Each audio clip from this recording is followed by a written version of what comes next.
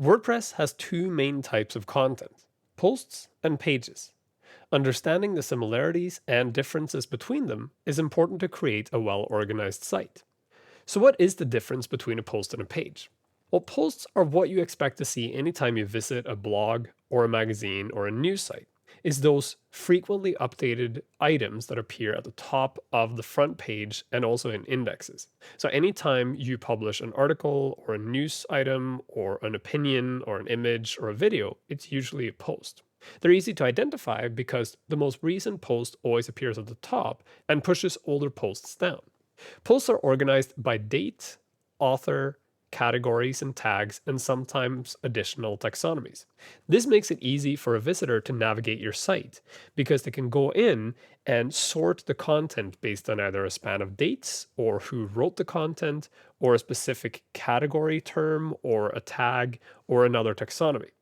Posts usually have comments and social links, and this is what makes the social web and especially WordPress so powerful. In the past, communication on the web was usually one way. You would write content and publish it, and then other people would read it. Now, because of comments and social links, when people read it, they can provide more information. They can take part in the conversation by adding comments, and they can also share your content through social networks and then communicate with other people about the content on social networks. Pages, on the other hand, are usually permanent information. Things like about pages or contact pages.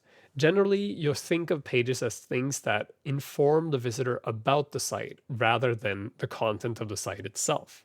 Pages are organized in parent-child relationships. So you can have a parent page, like an about page, and then you can have several child pages, maybe about each of the authors or other information about the site. You can usually identify parent-child relationships by looking at menus. If you have pages with parent-child relationships, you'll find the parent page in the main menu, and then the drop-down will show you the child relationships, or you'll also see the child relationships indented in sidebar menus. Speaking of menus, pages are usually made available through menus, and there's a good reason for that. Pages don't appear in the blog stream, so unless you provide an actual link to the page, there's no way of getting to it. And the usual place of providing links to pages are either in the main menu, in a sidebar menu, or in the footer. Pages usually don't have comments. I say usually because in some cases, as you'll see in a second, you want to add comments and maybe even social links to certain pages. And you can do that with WordPress because WordPress lets you do whatever you want with the content you publish. To get a better idea of the difference between posts and pages, let's look at a real example. This is my blog, The Science Philosophy, and here on the front page you see a list of posts. Here you have the most recent posts, and then as we go down the page, you get older and older posts.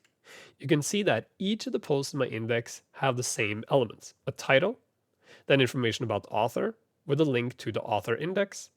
You have the date it was posted on, you have the number of comments, you have links to the category or categories that this post is stored under, and you have a link to read more.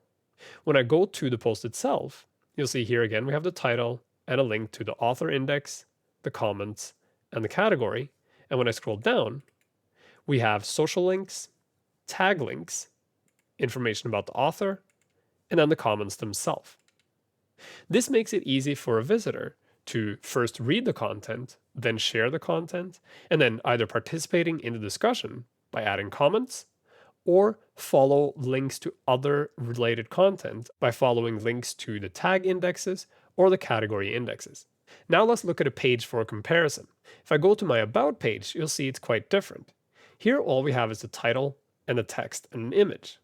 There's no date, there are no categories and no tags, and in this case there's no comments. Now I say in this case because I do have a page on my site that has comments. If I go to the Code of Ethics page, you'll see again, there's just a title on the content, there's no date or author, but here you have the social links, and if you scroll down to the bottom, you'll see there's also comments. And that's because in this case, I wanted people to A, be able to share the content with other people on social media, and B, partake in the discussion through comments.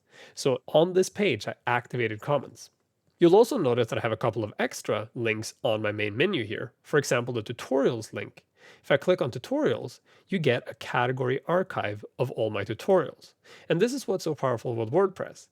Once you create categories and tags, you can actually add them into your menus and create navigation based on these categories and tags to drive people to important content on your site. And later in the course, I'll show you how you can do just that. Now, I'm sure you want to know how to decide whether new content should be a post or a page. Well, it's actually quite easy. Think of it this way. If the item should appear on the main menu as a separate item, it's usually a page. If you think the item should appear in the stream and people should be able to comment on it and share it through social media, it's usually a post. Basically, anything about the site or the people that create it are pages, anything else are posts.